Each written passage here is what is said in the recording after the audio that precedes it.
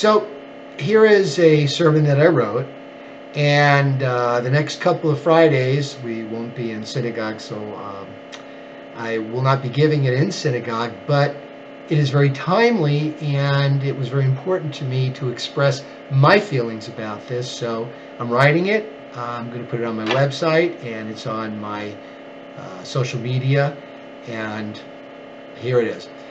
Basically, so a few days ago from this writing, Pete Buttigieg, I think I pronounced his name right.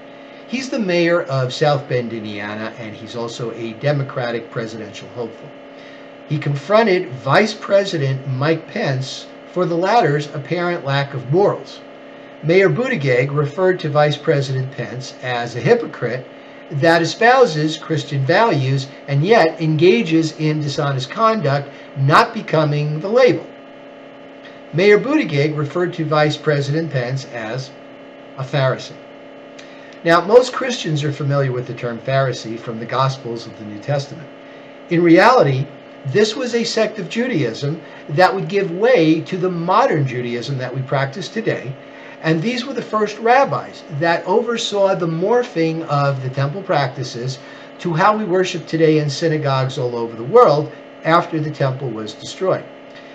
In the context of the New Testament, the Pharisees were seen as, quote, hypocrites, fools, full of extortion and greed, according to Amy Jill Levine, a professor at the Vanderbilt University Divinity School, who was quoted for an article in the Jerusalem Post on April 16, 2019. Now, this term is an anti-Semitic trope that basically describes a stereotype. It is another trope to demean Jews.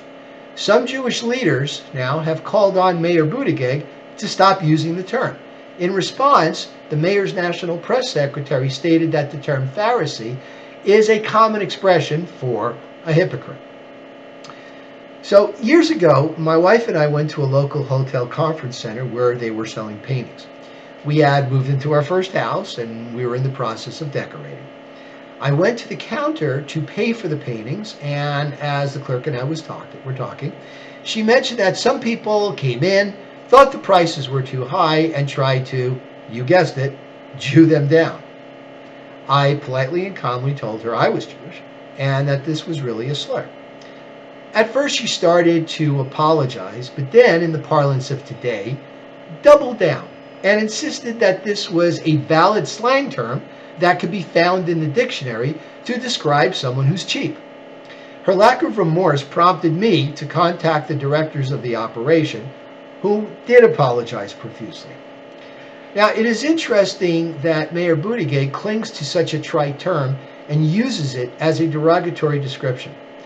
What he really doesn't understand is that regardless of what he may have read or heard from whatever sources, we Jews invented charity.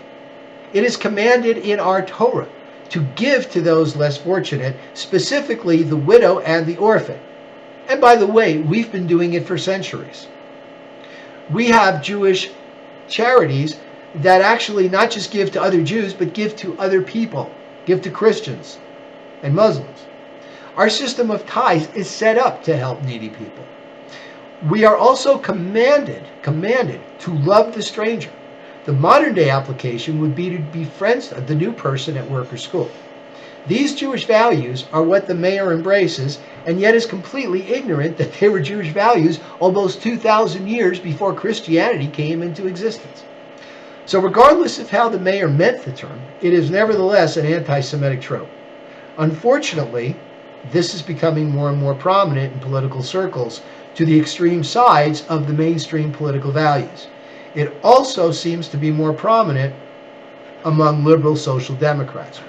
It is true that there have been fringe groups like white nationalists on the right that have proclaimed themselves anti-Semitic. This phenomenon of ultra-liberals using similar slurs seems to be growing in an environment which sees more and more attacks on Jews. We are familiar with Ilhan Omar, a sitting congresswoman, one of the first Muslims to be elected, using anti-Semitic language.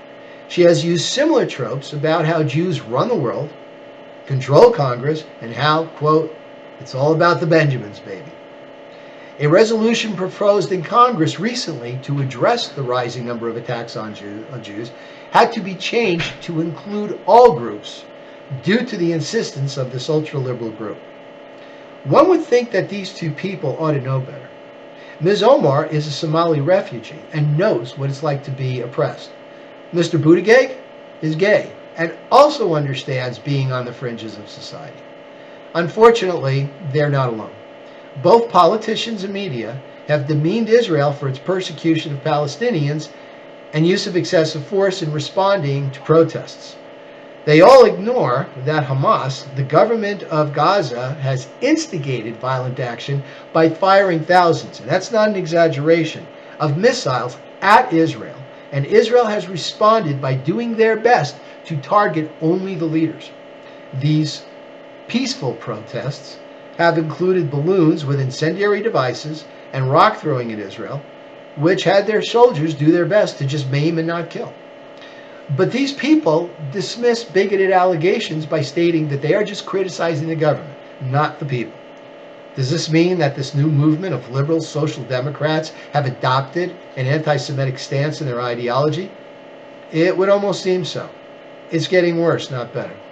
It is important that we stand up to this hypocrisy of espousing social justice while berating a people with slander and libel. We need to call attention to this and call it out among the leaders of both parties, letting them know that we will not tolerate injustice in any form.